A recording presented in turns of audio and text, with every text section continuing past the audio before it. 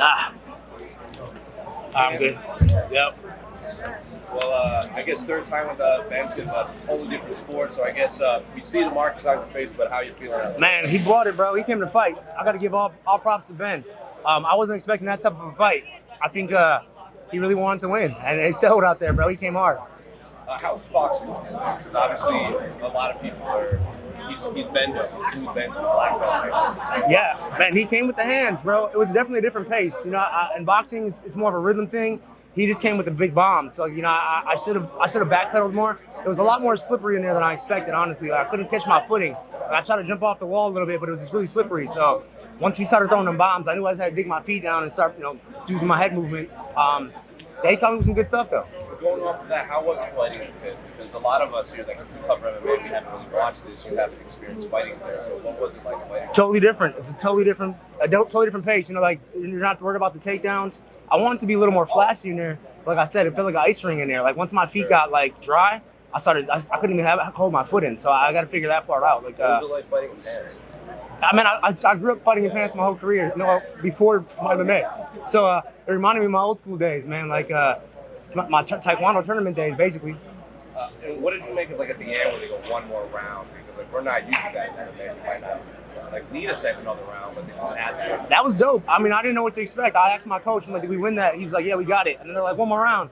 Mentally, I was like, all right, shit, we got to go again. And he came hard the first minute. And then I found my rhythm, I found my pace, started picking them apart with the jabs. And like, I think just my inside boxing games will won that. So you were confident you had pulled it off at the end? I didn't know, bro, honestly. Like, I was so new to me. Like, either fans screaming, like, one more round, like, all that shit was all new to me. So, I mean, I'm a competitor. I mean, I knew I had to, like, bite down on my mouthpiece and go. But he was bringing it, man. He was obviously visibly upset in there, 0-3 against you. So Yeah. We saw you guys hugging there. What did you tell him? Kind of gone through it? All forever respect, bro. Like, that dude's a competitor. I mean, we had so much history together. Now it's our third fight, a totally different rule set. And honestly, he did better in this rule set than he did in MMA, honestly. Like, I was expecting an easier fight. And obviously, you have PFL, you've done the boxing, now you're doing karate combat. So what's next for you? You going to stick with this? You're going to go back to MMA? I'll definitely do another one of these. I feel like I didn't get to show my full skill set in there. But I got a boxing fight set up February. So February I'm boxing, and that's what we're getting ready for. Against who? I can't announce it yet. Is it a big name? Big name. All right. Which promotion, can I ask? Can't even say that yet. All right. Pettis, on that note, Raymond Daniels said, hey, these guys are new, but this is my house. Is that a fight that interests you here?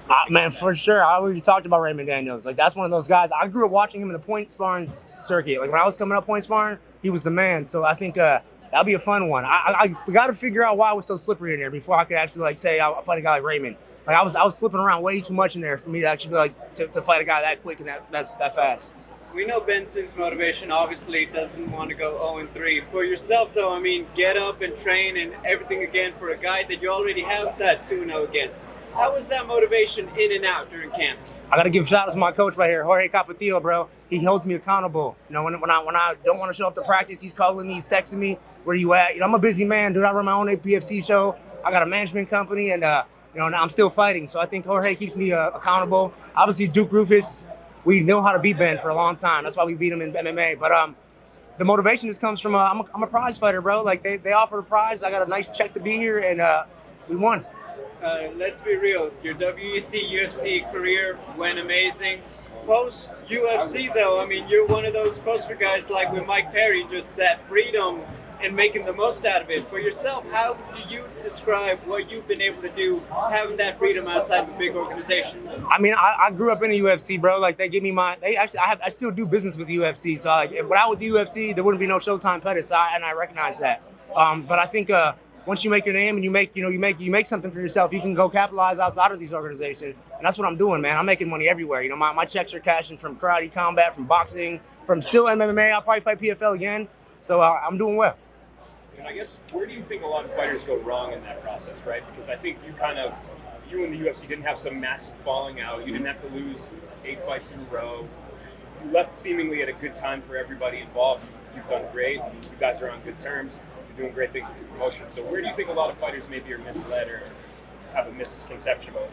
I don't know. I think, I never really burned any bridges. That's a big thing for me. Like I've done business. I do business with the UFC right now with my fight show. I'm doing business for Karate Combat. I still have a contract with PFL, and I'm boxing. So like I feel like I didn't burn any bridges. I think some guys stay too long. They wait till their career's a little too done. Like I left when I was 33. I was still young. I could have still compete with these guys, I feel like. But I just knew where I was at in my career. I fought so many guys at 155, 170. And I wanted something new, and that's what I did. So is your focus right now, you mentioned how you're still with PFL, is it more on the boxing and the karate combat at this point, or do you think that MMA can just be thrown in the mix? I'm not going to do a tournament anymore. That's the big thing for MMA. Like when I did PFL tournament, that's not where I'm at in my career. It made me look way worse than I really was. I had to fight injured. I was making weight 5 weeks apart. So their pay-per-view format is what I'm interested in. If they do these pay-per-view cards, I can fight twice a year on my terms. That's something I'll definitely consider. No more tournaments for me. Karate Combat was fun, so we'll see what happens after that. Some big names, in Karate Combat. But I think I'm really gonna focus on boxing for the next, couple months. Yeah, and have you thought about obviously the Bellator acquisition? Yeah, probably provides maybe a new landscape for you. When you think about what kind of big fights could be put on the pay-per-view series for PFL, is there any names or anybody that you've seen?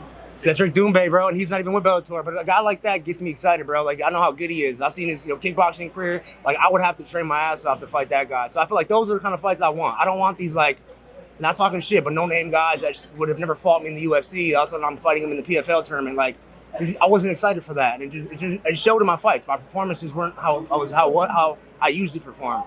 Even Ben, man. Ben came to fight today, bro. Like, I wasn't expecting a war like that tonight. But it is what it is, man. Like, this martial arts is crazy.